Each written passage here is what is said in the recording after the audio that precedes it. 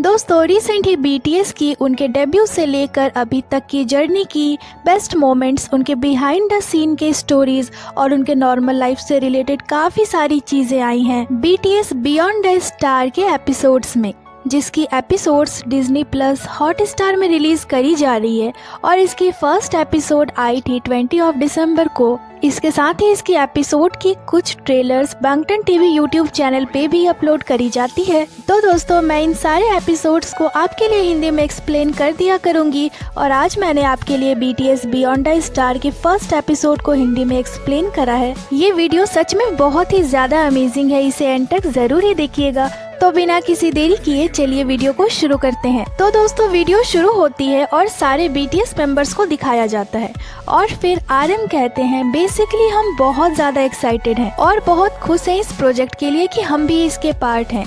और सबसे इंटरेस्टिंग चीज ये है कि ये मोमेंट आज अभी का सबसे पहला जुड़ाव है एक बड़े जुड़ाव के लिए, तो मैं बहुत खुश हूँ। हमने बहुत सारी ऐसी वर्ड सुनी है, बहुत सारे लोग अभी भी कहते हैं कि इस दुनिया को आर्ट की जरूरत नहीं है और आर्ट इस दुनिया को कभी चेंज नहीं कर सकता एक्सेट्रा एक्सेट्रा, और कुछ वर्ड्स तो इससे भी बुरी है।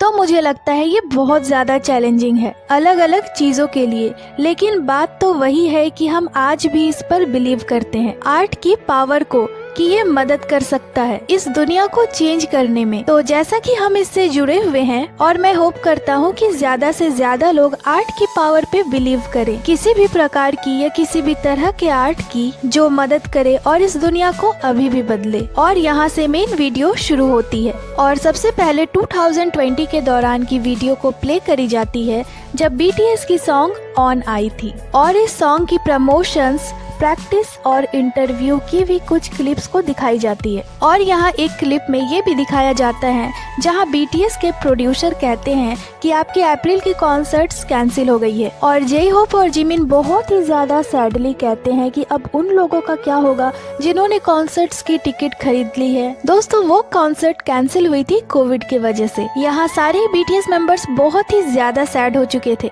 और फिर शुगा कहते हैं कोविड-19 के बाद सिर्फ और सिर्फ निराश करने वाले आर्टिकल्स ही आ रहे थे और हमें नहीं पता था ये कोविड अभी कितने सालों तक ऐसे ही रहने वाला है। हमें लॉकडाउन से भी गुजरना पड़ा और मन में ऐसे ऐसे ख्याल आने लगे कि अब कॉन्सर्ट्स कभी भी ऑर्गेनाइज नहीं होंगे, लोग अब कभी भी एक साथ इकट्ठे नहीं हो पाएंगे।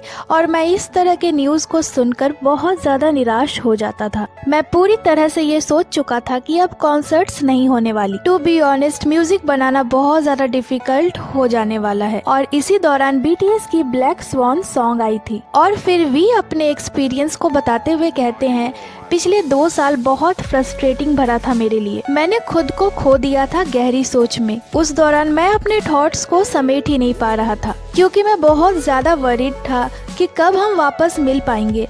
उन 2 सालों में मेरी पर्सनैलिटी और सोच बहुत ज्यादा चेंज हुई। एक तरफ ये एक ऐसा वक्त था जिसने हमें चेंज करा और ग्रो करा। फिर जे होप कहते हैं चाहे मैं कितना भी उदास क्यों न था और मैंने कितने भी मुश्किल भरे वक्त क्यों न गुजारे हों, फैक्ट यही है कि मैं रियलिटी को नहीं बदल सकता। इन द एंड वो टाइम भी पास हो गया और इसी तरह मैं कोविड के दौरान रह रहा था। मैंने खुद को कहा कि मुझे कुछ करना है तो मैं म्यूजिक पे काम करने लगा और डांस प्रैक्टिस करने लगा। इसके साथ ही जंगकुक कहते हैं हम सभी उस दौरान बहुत ही ज्यादा सैड थे, लेकिन कुछ अच्छा ये था कि हम सभी ने उस मुश्किल भरे वक्त को पार कर लिया। इसके साथ ही जे होप कहते हैं मुझे लगता है मैं पूरी तरह से इस बात से अवेयर नहीं था कि म्यूजिक और डांस मेरे लिए क्या इम्पोर्टेंस रखती है, पर उस दौरान मुझे रियलाइज हुआ कि मुझे ये सब हल्के में नहीं लेना चाहिए। इसके साथ ही जिन कहते हैं मुझे लगता है मुझे खुश होना चाहिए, इवन मैं काम में नहीं भी हूँ, आप इस इंडस्ट्री में आकर खुद को डेवलप करते हो और हम कुछ ऐसा क्रिएट करते हैं जिससे सारे फैन सेटिस्फाइड होते हैं और इस काम ने भी मुझे ऐसे ही अपॉर्चुनिटीज दी है और मैं यही होप करता हूँ कि हम जल्द ही मिलेंगे। मैं परफॉर्म करना चाहता हूँ और मैं आर्मीज को बहुत ज्यादा मिस करता हूँ। और फिर जिमिन कहते हैं नामजून और मैं इसके बारे में हमेशा ही बातें करते थे कि कैसे हम सब अपने थॉट्स को ऑर्गेनाइज करें साल भर में, हम क्या फील कर रहे हैं और हमें क्या करना चाहिए। शुगा कहते हैं ये पहली बार था जब मैं खुद से किसी चीज को करने में डरने लगा था। कुछ ऐसी मेमोरीज थी जिसे मैं भुला चुका था, इंटरव्यूज के दौरान वो मेरे दिमाग में आने लगी। इसके साथ ही आर्यन कहते हैं, मैं सच में बहुत ज्यादा खुश हो जाता था जब मैं इसे करता था। म्यूजिक मेरे लिए बहुत फन भरा काम था उस दौरान। पढ़ाई के बाद म्यूजिक ही था मेरे लिए सबसे फन भरा चीज, और मुझे रियलाइज हुआ कि ऐसा भी वर्ल्ड एग्जिस्ट करता है। और फिर 2013 के कुछ मोमेंट्स को दिखाया जाता है, BTS नो मोर ड्रीम के एरा के, जब BTS ने डेब्यू करा था। उनके परफॉर्मेंस और रेस्ट रूम के कुछ क्लिप्स को दिखाया जाता है, और यहाँ बांग PD यानी बांग शी ह्यूक को दिखाया जाता है। वो कहते हैं, बहुत सारे लोग इस स्टोरी को जानते हैं, पर एक दिन हमारे प्रोड्यूसर P Dog ने नामजुन की एक डेमो वीडियो को प्ले करा, और मैं सच में बहुत ज्यादा शॉक्ड हो गया था।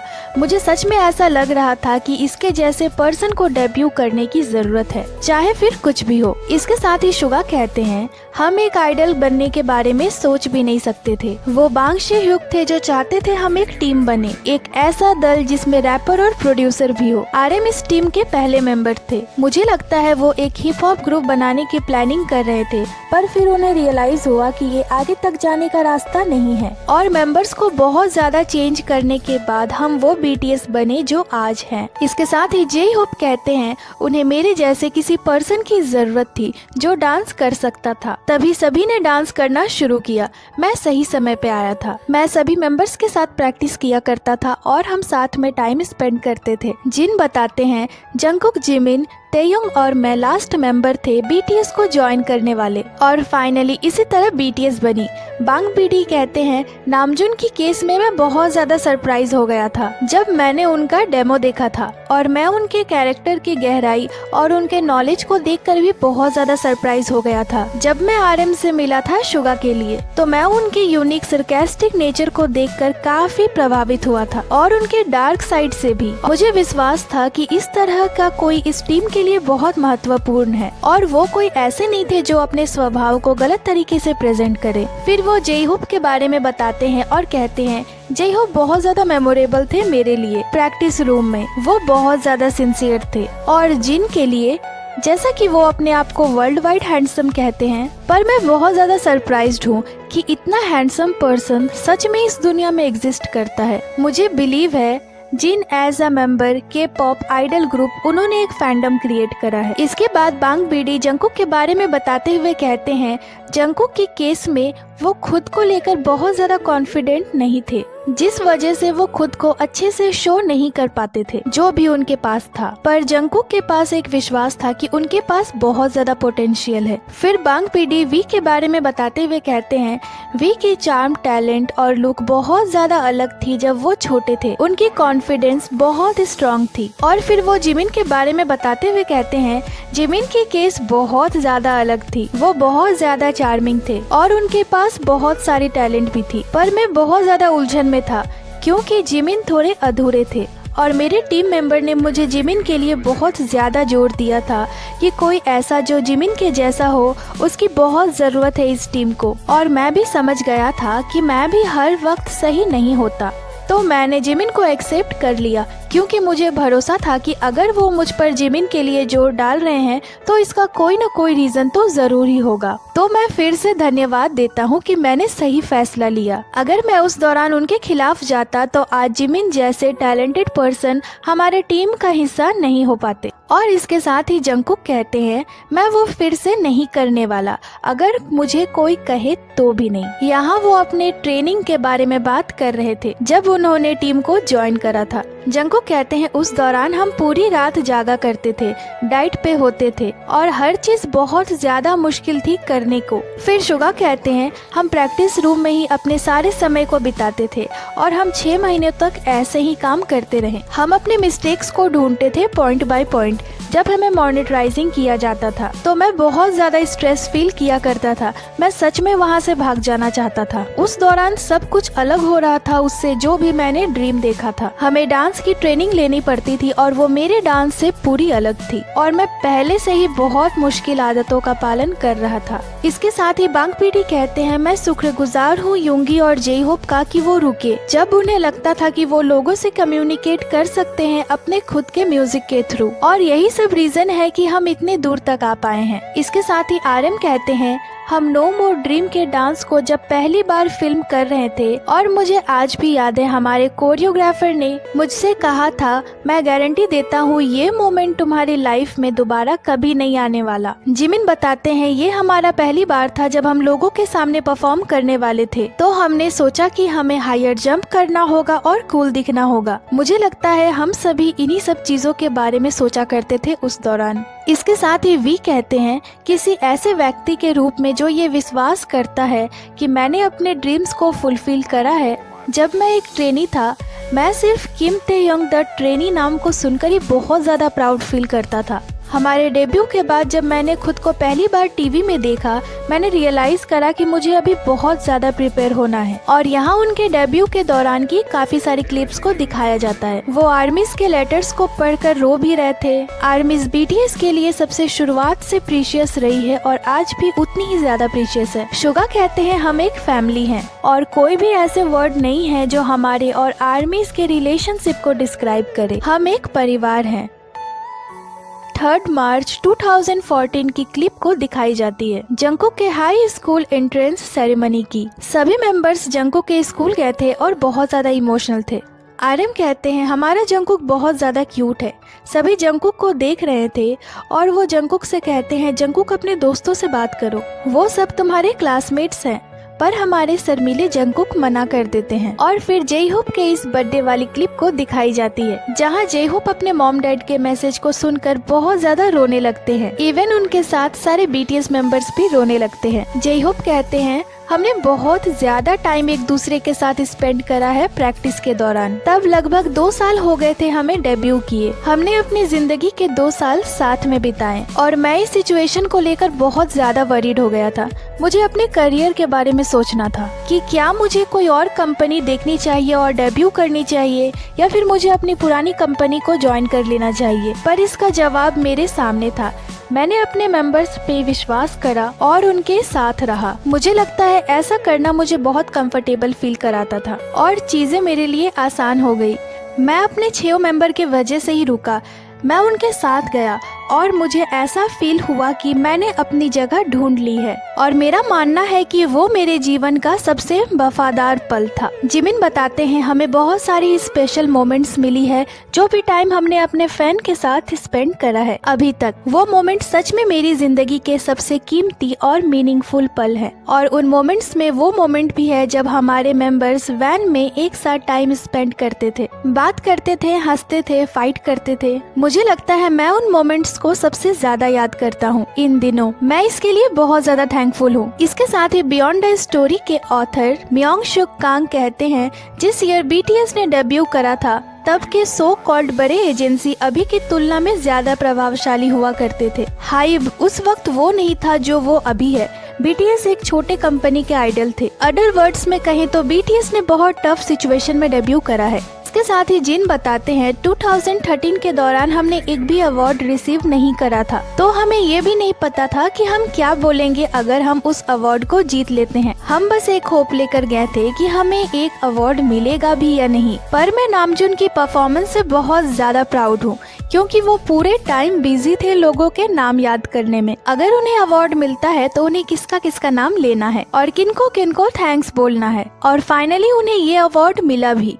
वो अवार्ड था 2013 मेलन म्यूजिक अवार्ड। ये मोमेंट भी कमाल का था। हम सोच भी नहीं सकते हमारे सारे बीटीएस मेंबर्स उस दिन कितने ज्यादा खुश होंगे। आखिर ये उनकी पहली अवार्ड जो थी। इसके साथ ही जिन बताते हैं, हमारी जिंदगी कुछ हद तक बदलने वाली थी पर कुछ खास चेंजेस नहीं आई। इसके बाद जिमिन के इस वी लाइफ के कुछ क्लिप्स को दिखाया जाता है जहां वो बताते हैं कि अब वो एक एडल्ट हो चुके हैं पर उनके लाइफ में कुछ भी चेंजेस नहीं आया है। वो बताते हैं कि उनकी डेली लाइफ और शेड्यूल सब कुछ सेम ही चल रहा है। इसके साथ ही आरएम बताते हैं, हमने बहुत सारी कंफ्यूजन को एक्सपीरियंस करा क्योंकि हम इस एंटरटेनमेंट की सोसाइटी में बहुत जल्दी आ गए थे। हम अपने दोस्तों को देखते थे जो अभी भी स्कूल में ही थे पर हम कहीं न कहीं उस चीज को छोड़ चुके थे और पीछे रह चुके थे, पर हम आगे दौड़ते रहे क्योंकि हमें कुछ करना था। और जब हमने अपना पहला अवार्ड रिसीव करा था, उसके बाद हम हमेशा ही बड़े एजेंसी से कंपेयर किए जाने लगे और मुझे हमेशा ही डर लगता रहता था। मुझे लगता है जब हमने डेब्यू करा था तब शुरुआती दिनों में हमारे डेब्यू के पहले के दिनों से भी ज्यादा मुश्किल थी।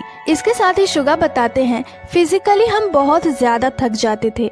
ये वो समय नहीं था जब हम रिजल्ट को ऐसे ही बर्बाद होता हुआ देख सकते, पर लोग कहते थे आपको तो अपने करियर के शुरुआती दिनों में ही न्यू आर्टिस्ट अवार्ड मिल चुका है। मैं श्योर नहीं हूँ, पर शायद ऐसा इस वजह से हुआ होगा क्योंकि हमारे एम्बिशंस बहुत बड़े थे। जेहोप कहते हैं, मुझे लगता है हम सभी उस टाइम को सबसे मुश्किल टाइम के तौर पर चूज कर सकते हैं। आरएम कहते हैं, बॉय इन लव सॉन्ग जब रिलीज हुई थी तो वो SBS इनकाग्यू में पहले नंबर पे थी और इससे हमें अच्छी पब्लिक रिस्पांस मिली थी। इसके साथ ही आरएम डेंजर सॉन्ग के बारे में बताते हुए कहते हैं, मैं श्योर हूँ बहुत सारे पैसे इस म्यूजिक वीडियो में लगाए गए थे, सेट में और हर एक चीज में। ये एक फाइनल मैच के जैसा था। मुझे वो फीलिंग आ रही थी कि हमारी कंपनी के ऊपर बहुत ज्यादा नेगेटिव इफेक्ट पड़ने वाला है अगर ये सॉन्ग नहीं चली तो। मैं कंपनी की एग्जैक्ट सिचुएशन को तो नहीं जानता था, पर मैंने सुना था कि हमने अपना सब कुछ इस चांस में लगा दिया है। इसके साथ ही जिन बताते हैं, बॉय इन लव सॉन्ग के बाद अचानक हमने डेंजर सॉन्ग बनाया। उस दौरान हमारी कंपनी फाइनेंशियली भी जूझ रही थी और मुझे लगने लगा था कि बस अब ये एंड है। इसके साथ ही शुगा बताते हैं, वो सोचते थे पता नहीं मुझे कब तक ऐसे ही जीना पड़ेगा। वहाँ एक ग्राफ भी लगी हुई थी जिसमें ये मेंशन थी कि दूसरे ग्रुप को फर्स्ट प्लेस पे आने के लिए कितना वक्त लगा था और इसे देख देख कर मेरा सब्र टूटता जाता था। इसके साथ ही वी बताते हैं, हम उस दौरान की सिचुएशन को एक्सप्लेन नहीं कर सकते, हम बहुत ज्यादा फ्रस्ट्रेटेड रहते थे। जिमिन बताते हैं, हमारे डेब्यू को थोड़ा वक्त हो चुका था पर हमारी परफॉर्मेंस वही थी। हर कोई अपने हार्ड टाइम से गुजर रहा था, फाइनेंशियली भी, और इस वजह से हमारे बीच काफी बहस भी हुई। बुरी सिचुएशंस बार बार रिपीट हो रही थी। शुगा बताते हैं, मैं बिल्कुल भी श्योर नहीं था कि क्या ये वो म्यूजिक है जो मैं चाहता था। मैं बहुत ज्यादा कंफ्यूज था। और इसके बाद आई BTS की third mini album the most beautiful moment in life. Jimin बताते हैं, मैं the most beautiful moment series के दौरान सबसे ज्यादा रोया था। मैं इसे खुद को रिलेट कर पा रहा था। शुगा बताते हैं, हम काफी सैड हो गए थे जब स्कूल लव अफेयर सीरीज खत्म हुई थी और यूथ का डर उन्हें रियल लगने लगा था। जिमिन बताते हैं, मुझे लगता है वो सारे सॉन्ग्स हमारे उस दौरान के वक्त को अच्छे से एक्सप्लेन करता है, तो वो सब एल्बम मेरे लिए बहुत ज्यादा प्रीशियस है। और इसी दौरान I need you girl song ने उन्हें फर्स्ट प्लेस दिलवाया था। आरएम बताते हैं, पहला प्लेस जीतने के बाद मुझ में बहुत ज्यादा कॉन्फिडेंट आ गया था। मैं इसके बाद काफी स्ट्रॉन्ग हो गया था। इसके साथ ही म्योंगसुक कहते हैं, शुरुआत में BTS अपने खुद के स्टोरीज को लिखते थे सॉन्ग्स में और तब से उन्होंने अपने खुद की स्टोरी बनाई अपने सॉन्ग के जरिए। और इतनी मुश्किलों का सामना करने के बाद फाइनली BTS को सक्सेस मिलना शुरू हो गया और उन्होंने रिकॉर्ड्स बनाने शुरू किए और एक के बाद एक हिट सॉन्ग्स देने लगे। जैसे कि उनकी रन सॉन्ग जब आई, वो म्यूजिक बैंक पे फर्स्ट प्लेस पे बनी रही। वी बताते हैं, मुझे नहीं लगता हम फिर कभी कुछ ऐसा बना पाएंगे। अगर हमने गिव अप कर दिया होता और खुद को बुरे ख्यालों के हवाले कर दिया होता तो हम ये कभी नहीं कर पाते। जिन बताते हैं, ये कहने में थोड़ा एम्बैरेसमेंट भरा है, पर हमने हमेशा ही हार्ड वर्क करा है, फिर चाहे मुश्किल हो या नहीं। हमने हमेशा ही बहुत ज्यादा हार्ड वर्क करा है और अभी भी करते हैं। और यहीं पे ये अमेजिंग वीडियो खत्म हो जाती है। तो दोस्तों, BTS बियॉन्ड द स्टार की पहली एपिसोड उनके ट्रेनी लाइफ और डेब्यू के दिनों की थी। इसमें उन्होंने अपने स्ट्रगल भरे दिनों के बारे में हमें काफी कुछ बताया। ये एपिसोड सच में बहुत ज्यादा कमाल की थी। मैंने इस पूरे एपिसोड को आपके लिए हिंदी में एक्सप्लेन कर दिया। वीडियो आपको कैसी लगी हमें कमेंट कर जरूर ही बताइएगा। और अभी तक इसके 8 एपिसोड्स आ चुके हैं। मैं एक एक कर सारे एपिसोड्स आपके लिए हिंदी में एक्सप्लेन कर दूंगी। बाकी ये थी आज की वीडियो को लाइक करें, चैनल को सब्सक्राइब करें। इसके साथ ही आप हमें इंस्टाग्राम पे ही फॉलो कर लें, जिसकी लिंक चैनल पे दी हुई है। अपना बहुत सारा ख्याल रखें। मिलती हूँ आपसे अगले वीडियो पे।